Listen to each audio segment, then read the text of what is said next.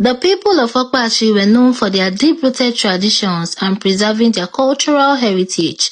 Among these customs, one stood out prominently: the bride price. In Okpachi, the bride price was more than a mere transaction.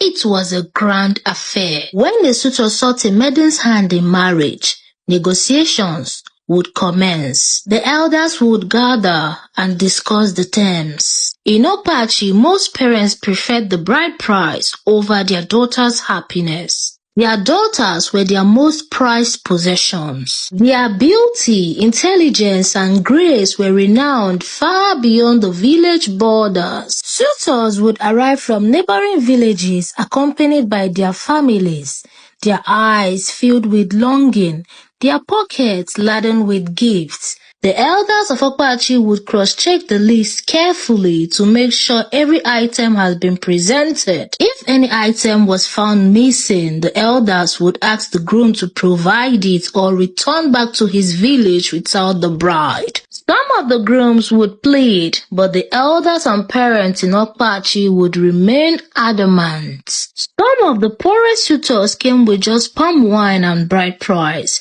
Some came with little items and bride price. Some came with just the bride price and they were rejected.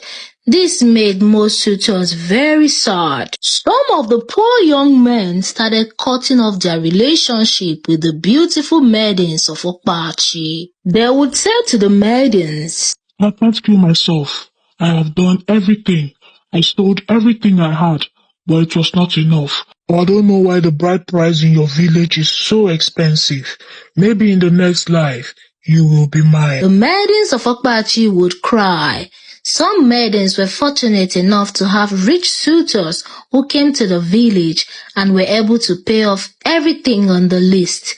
Some maidens who could not find rich suitors confronted their parents. "Papa, Mama, you people should allow me to marry who I love. Do you want me to grow old in this village? Do you want me to kill myself? Papa, Benga sold everything he had. He does not have any money again. Accept what he is giving to you. But don't you want my happiness?" "Patience, my child. Tradition must be upheld. There is nothing I can do. This is our tradition, passed on to us by our forefathers." The maidens of Okpachi cried, but there was nothing they could do. But this was not the case of Nneka. Nneka was the chief's daughter, and she was in love with a poor boy named Femi, and Femi was ready to do whatever it takes to end up with Nneka.